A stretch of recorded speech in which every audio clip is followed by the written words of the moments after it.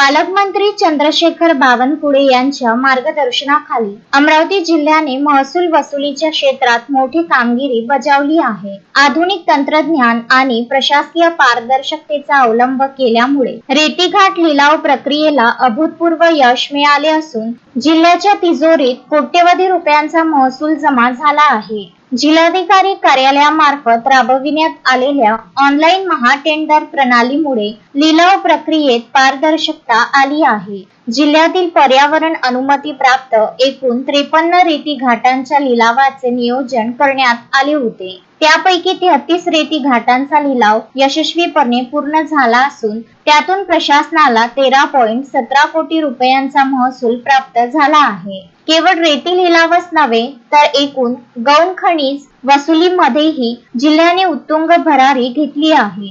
सन 2025 ते 26 मध्ये 140 कोटी रुपये वार्षिक उद्दिष्ट ठेवण्यात आले होते.